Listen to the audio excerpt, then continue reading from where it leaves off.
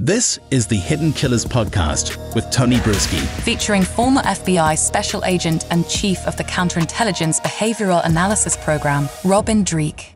This is not a political piece. I want to say that right off the bat, as anyone is tuning in. This is not about who you want to vote for or anything like that. We're going to talk about the profile of the individual that made an attempt on the life of Donald Trump, Thomas Matthew Crooks, just the other weekend.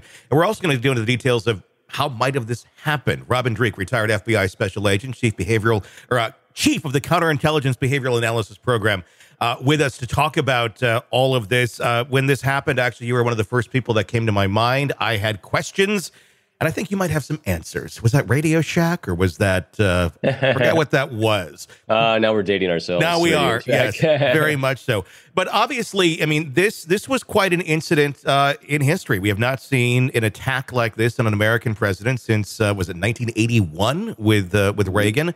So I think it's a moment, and it's kind of rare for us to say it's been that long since something horrible has happened in this country, but it has. You have probably more than half the population that was not around when that took place, including myself. But so this was quite a moment. I want to talk about who this person was, and I almost was going to say kid, because we're talking about a 20-year-old here, and for really all intents and purposes, brain's still quite developing at that point in time. Let me get your reactions initially to what was going through your mind when this took place. Yeah, I was thinking about that the other day. I was talking to someone, and they said, when you were watching this, what first went through your mind? And I apologize, I'm fighting a cold right now. Sure. The thing that struck me right away, believe it or not, was I immediately knew what it was because it sounded like gunshots to me. And I did see the near miss where it got his ear. My first thought was, oh my God, who did the round hit? Mm-hmm. And then you can hear the blood-curdling screams in the background from the hero that lost his life protecting his family, and the others that got hit. So that was my first impression of this entire thing. And then as it developed and they, took out the shooter, and you're looking at the shooter, we very rapidly just focusing on the profile of the shooter, which everyone's trying to come up with this motive. Everyone keeps trying to, and we all do this, trying to fit someone into a box we want them to fit in. The Trump supporters want to try to fit this person or anyone that's anti-Trump into a certain box. And so you're going to look for political rants, manifestos, and all these other things to fit him into a box. Look, and they can point the finger to the other side. He was one of these extremists. It's all your fault. And likely the other side's doing the same thing. Sure. But when you have a lack of data that supports that, in other words, first of all, like you said, he's 20 years old. He did not have any life reps of time to create a manifesto. Every single person I've interviewed in his life said he never really espoused any political affiliation. Okay, his parents are like registered Republican, but then libertarians. I mean, but pretty average when it came to politics. No rants, no anything like this. And so then, since we don't have a lot of data points on assassins, so you can't really profile. Profiles are created when you have data. You assess that data and you create an ideal resume for someone who can do this. And so you don't have really data points for assassins. What you do have, you have data points for murderers, because really that's what he was trying to do. And when you look at the big four, again, I'm refreshing my memory on this because, we do these things all the time. I look at the big four things that inspire murderers to take action. You have love, lust, loathing, and loot.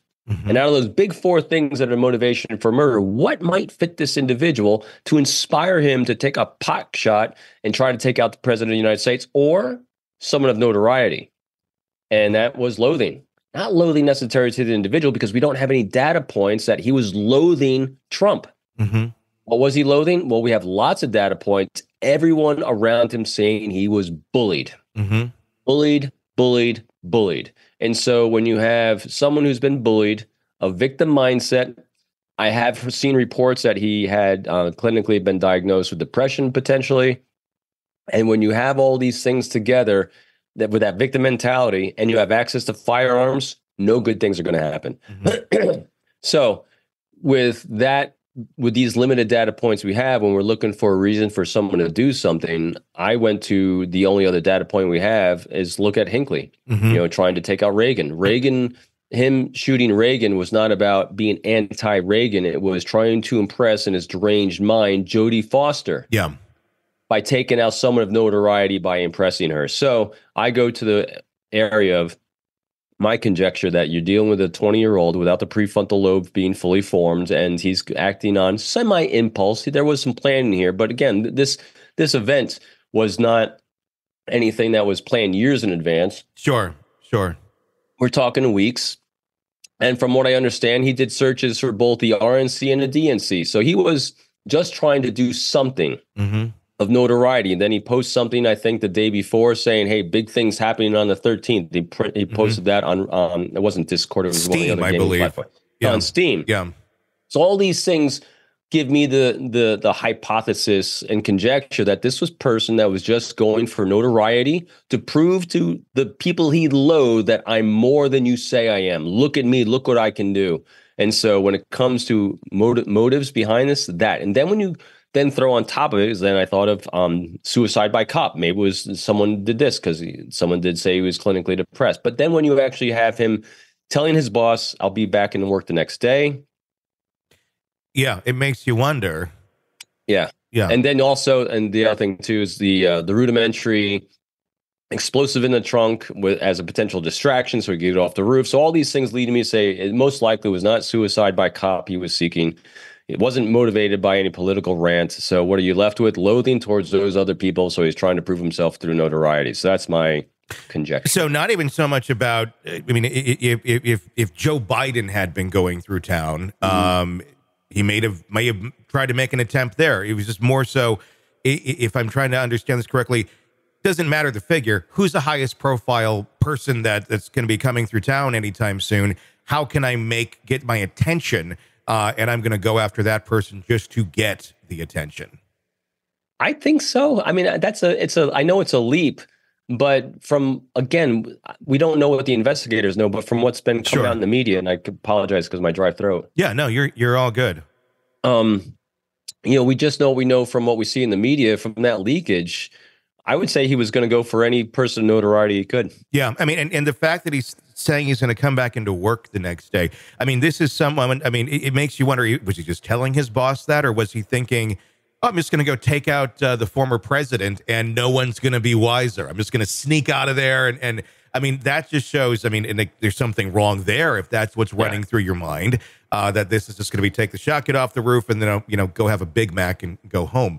It's obviously not in any way any sort of, balanced, healthy thinking by any stretch of the imagination. The big question, of course, then that comes into mind beyond, who is this person? And obviously it doesn't really play to the narrative that I think, either side really wants to go, look at this, look at It's like, sorry, you got an oddball. Is how did this oddball obviously there was some planning here with the explosives that we saw about in the vehicle, but how does one just within the course of a few weeks and then literally goes and buys the ammo, I believe like the day before the next day or the day of, and then climbs up on a roof with a direct shot?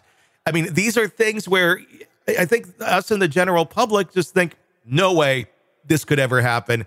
All these things are going to be so locked down, and there's no way that this is even going to be a possibility.